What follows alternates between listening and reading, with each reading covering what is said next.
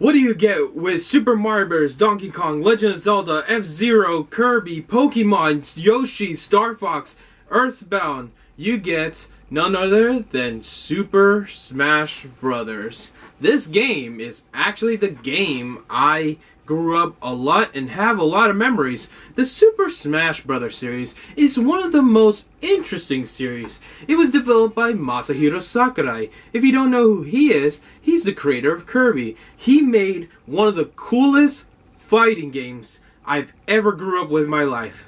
Super Smash Bros. Has been around since I was a kid. Well, there's nothing else to say but let's enjoy this grand finale. Finally, it's time to talk the last game of Nintendo's 90s moments, Super Smash Bros. And I am very, very excited because this is the game that got me to buy every single game that you saw in Nintendo's 90s moments. The coolest thing about Super Smash Bros. Is that not only you're playing as one character, you're playing as any character from any Nintendo franchise. Super Smash Bros. Is one of the best games I grew up with, and to this day, I still play it a lot. Now, I will tell you, I will show everyone how to unlock every fighter that was in Smash 64, and then once I show you about unlocking the characters, then we can do the classic mode.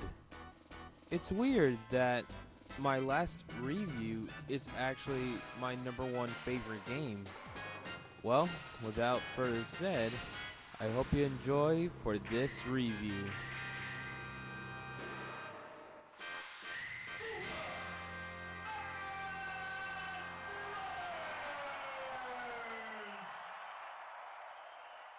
The game also teaches you how to play. Well, I kind of feel bad for Luigi as he was the example of being the opponent, as in getting knocked out, if you know what I mean. I'm surprised that in newer Smash, it's Bowser. The first character I unlocked, you had to fight them, but the first one I faced was Jigglypuff. Jigglypuff is a lot similar to Kirby, but a little different since it is the second Pokemon that is in Smash Bros. But I do gotta say, this fight was very easy, and you'll see why. However, when you do defeat a character, you actually unlock them, but you see a little info of what they give for each character. The second character that I faced was Captain Falcon, which is, of course, from the F-Zero series. Fun fact, did you know that the voice actor of Captain Falcon is actually Vegeta in Japanese? So there you go, there's your closest to Dragon Ball Z fighter in Smash. One thing I like to do in Samus stage is to basically make them fall to the acid so they can be, knocked out much easier, but it does take a while. So apparently Captain Falcon doesn't even try to recover. Yeah, it's kind of weird. I guess he just wanted to be defeated and accept it. Whenever you defeat an opponent, it says game set, but nowadays just game. I wish they went back to how it was in the first Smash. The next fighter we had to face is Luigi, but for some reason, in order to unlock him, you have to break the targets. Yeah, this is a lot different from doing classic mode. And you're all wondering about breaking the targets? It's actually more like using the fighters that aren't unlockable in Super Smash Bros. I like how when you're facing Luigi, it's in the Super Mario 64 stage. And finally, the last fighter I've been really waiting to talk about is Ness from Earthbound. See, Ness is a lot different. In order to unlock him, and this is very confusing, you have to beat Classic Mode on normal with 3 stocks. And you have to do that. Once you do that, then you get to face Ness on Kirby stage. However, Ness is a little bit difficult to take down since, of course, I feel like whenever you unlock the last fighter, they're gonna go 100% against you, while the rest of them were like 30%. And by the way, Ness is my favorite character to unlock in Super Smash Bros. And I know what you're thinking, why didn't I unlock him at the very beginning? Because I'd rather unlock Ness as the last character than unlock him first. But depending which Smash you use, it does have, you do have to use everything that you got. Now that we're done talking about unlocking the characters, now it's time for the good events, the classic mode. And now it's time to talk about one of my favorite moments, classic mode. I love playing as Fox a lot because he's always my main fighter. Our first opponent is Link from the Hero of Hyrule. One cool thing I like about every stage, depending which character you face, is based around their stage. This is really cool, and I wish that in newer Smash they can still stay to that. Since I put it in the very hard, it's gonna have, I have to use all of my skills to finally put it to the test to see how good I am in Super Smash Bros. When you defeat an opponent, you get to see how the results are, and when that's over, you get to face your next opponent, which is a bunch of armies of Yoshis. Well, they do give a number, so for now, you only have to face is 18 Yoshis. When that's over, you get to see who's the next opponent. I'm surprised that even if I put it in very hard, the Yoshis are easy to take down. The next opponent we're facing is us, Fox. Hey, have you noticed that the CPU Fox actually reminds me of Fox when he first appeared in the original Star Fox? Yeah, I thought it'd be cool to talk about some references. By the way, Sector Z is actually my favorite stage in the original Super Smash Bros. I wish they brought that stage back. And just to give you a heads up, be very careful with R-Wings. If you ever see them, dodge, because they will shoot lasers and they will actually knock you off the stage. But I didn't get knocked out, or it could also break your shield, but yeah, this fight was pretty fun.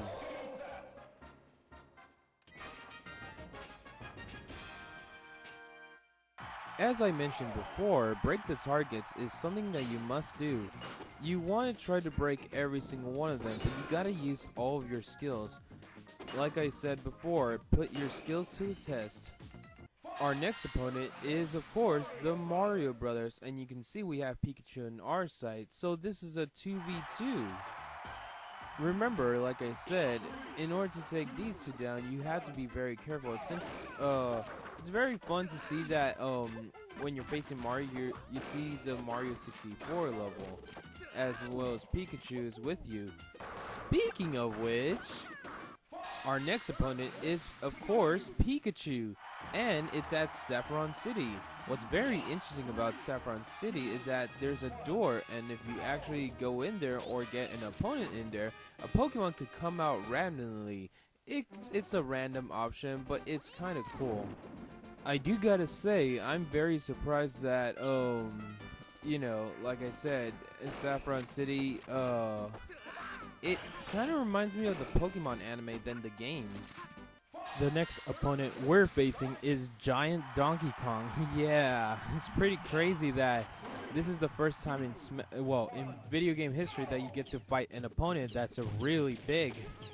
Well, in fighting games. But speaking of that, Donkey Kong kind of reminds me of King Kong. Here's another minigame, it's called Board the Platforms. The goal of this one is to make sure to land on every platform that's glowing and turn it from red light to blue light. Depending which character you use, it depends how the board the platforms and break the targets are.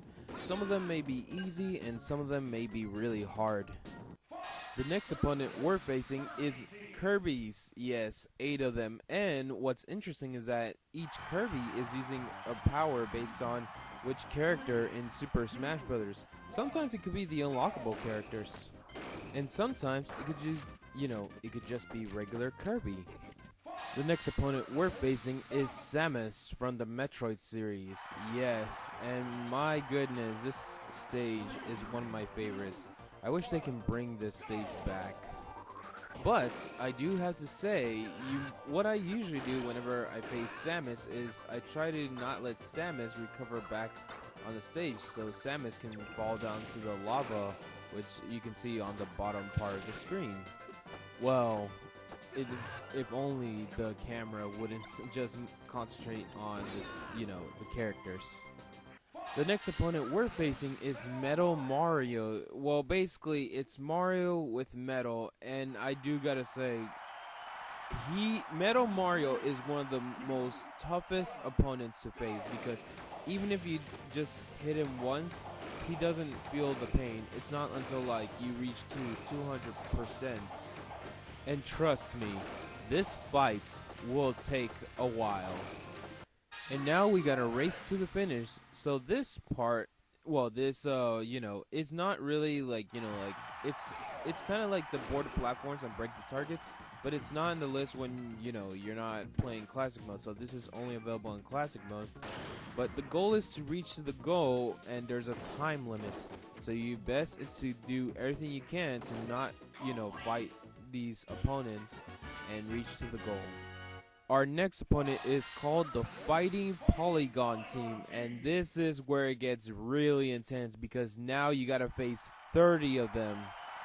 Even though this should be called the battlefield, apparently it's called the duel zone. The opponents are based around characters that you face in the original Smash, and of course, most of them have the same abilities. Well, at least there's friendly fire, but there is one more thing. Ooh, I've been waiting to talk about the final boss. And of course, I'm talking about none other than Master Hand. He is, well, Master Hand, it's unknown what it is, but it's a giant glove, and it's one of the coolest fights you'll ever see in video game history. And the music gets really awesome. What's interesting about Master Hand is that his percent actually has a number. Well, apparently Master Hand was actually designed like if it was a stamina battle. And of course, the original Smash 64 does not have that. And thus, for us, we have 0%, so Master Hand has to give us more percent in order to knock out. And the more you keep on damaging Master Hand, you'll notice that the background actually changed from stars to, I guess, gray cloudish style. It's hard to tell since it's been a long time. But what's interesting is that in this final battle, if you put it on very hard, you have to use all your skills, put it to the test, and prove the world that you are a Smash Bros. Player. For Master Hand, he has a lot of powerful attacks, and I will say they are very interesting. I wish that this final destination would come back to Smash Bros. Ultimate. That would be very cool to have all the nostalgia back. And look at the background, it just went from slow to really fast. That's because we're almost about to finish Master Hand. For some reason, Master Hand will always follow you no matter what. And when you finally defeat Master Hand, the game is finally over. Once you finally defeat Master Hand, they do give you the last score and the final results of how much, what's the score of you playing classic mode. But when it's finally over, it goes back to as its normal style. And I'll be honest, this is the game that I love to this day.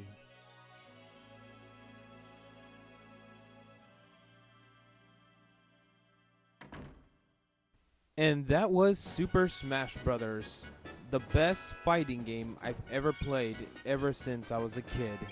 Ever since I was a kid to this day, Smash Bros. Has been the series that if we didn't include it, if we did include it out of all the Nintendo franchises, it would be number 1. But if it's not, then it's Star Fox.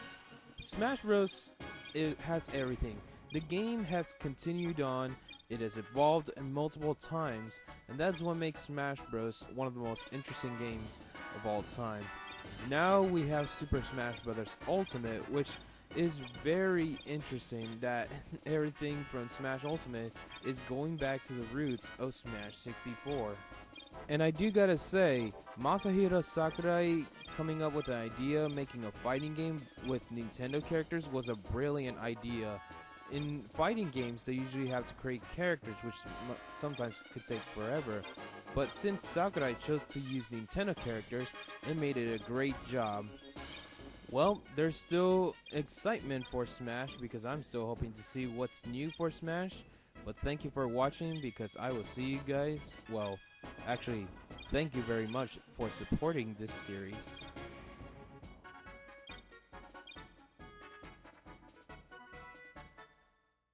Congratulations!